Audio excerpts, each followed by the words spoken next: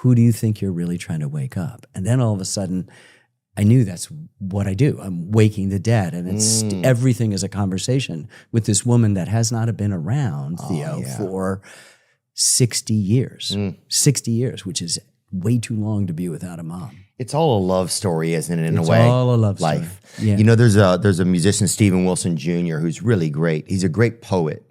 And he says that grief is only love that's got no place to go. Yeah, that's perfect. Man, Well, just think about the energy, the propulsion of this loss, just for me, is, and also my father's sort of, he's the smartest guy I knew, but kind of a Maserati without a clutch, you know, looked really good, sounded boom, boom, really good, but couldn't get into first gear. That made me, you know, keep working. I mean, I've got 40 films, you know, I'm not stopping. All my friends are retiring, and I'm like, what? What's retiring? You know, Yeah, you're drinking plasma at the house and taking electrolytes. I got stuff to do. You know, if I were given 1,000 years to live, I would never run out of topics in American history. Yeah. This is sort of you know, I make films about the U.S., but I make films about us. You know what I mean? Got you, yeah. The lowercase, two-letter, plural pronoun, all of the intimacy of us and we and our, and all of the majesty, complexity, contradiction, and even controversy of the U.S. And it is a magnificent space to operate in. I feel incredibly lucky and privileged to have the responsibility, it's a huge responsibility, to dive into something like the Vietnam War, right now the American Revolution, which we just finished, and, you know, or the Civil War, or World War II, or the biographies we did. Huey Long, you know, we were talking about from your state of Louisiana, which is just like one of the great unknown stories. It's such an amazing story. Yeah. There he is. Good job. Yeah, man. Oh, he was like, he was definitely a big... He had amassed more personal power than anyone else in the history of the United States in a state context. He was both governor and United States senator, which is not legal. And he was already running for president against Franklin Roosevelt in 1936 when he was assassinated in September of 1935 in the State House in Baton Rouge, in the big, magnificent Art Deco State House he built as a kind of monument to himself when he was governor. Yeah, kind of wild to build a monument while you're alive. And then it also immediately kind of turns into a mausoleum. Yeah, exactly right. Pretty wild how that works. Well, as children, we would go there and it was like a big part of the field trips and stuff like that when we were growing up in Louisiana.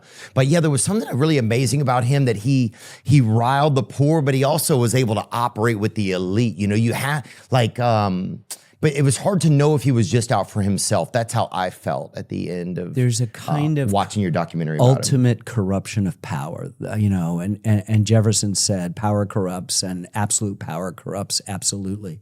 And so I think Huey has that, but unlike all the other demagogues that we know, he actually did provide schools. He did provide school books. He did build bridges. He did pave roads so that the poor of Louisiana could bring their products to market.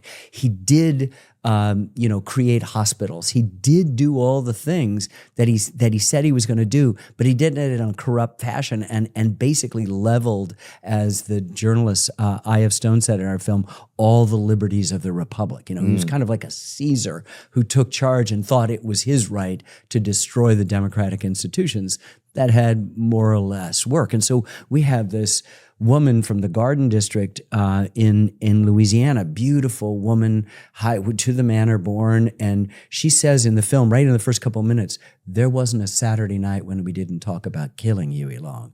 It didn't mean you were going to do it. You just wished there was some way to rid the state of this incubus, which is like an old, evil thing. And because he wasn't born into wealth. So that's another thing. If you're not in that, if you're not part of that echelon, especially in a traditional area like New Orleans, like Louisiana, then you never really can get to those rungs of that ladder. Well, it's really many different states, but certainly there's New Orleans, there's the Catholic South, there's the Protestant North, and he's from a wind parish in North Louisiana. dirt nothing up there. poor, and was able to articulate the aspirations of people who then surrendered to him, and then also had to then pay the price for the kind of dictatorial stuff. I mean, he was surrounded by jackbooted state troopers. He was, had bodyguards. He's eventually killed by the son-in-law of a judge that he fired, got out of his job. And so, or so we think, Right. Because with all, things like that, there's an attached conspiracy theory that maybe he didn't even have a gun. Carl Austin Weiss was his name. Maybe he didn't do anything except confront Huey about this, and that bodyguard shot him, and the ricocheting bullet in the close quarters of the hallway of the state house ricocheted and killed him. But we just don't know 100% what happened, but it's one hell of an American story. Yeah. I love it, man. Yeah. I think one thing about documentaries is it makes people think that you feel cared about, I Yes. think the past feels cared about.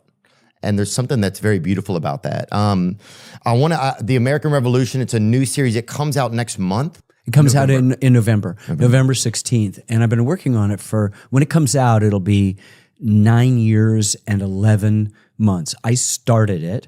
I said yes to it when Barack Obama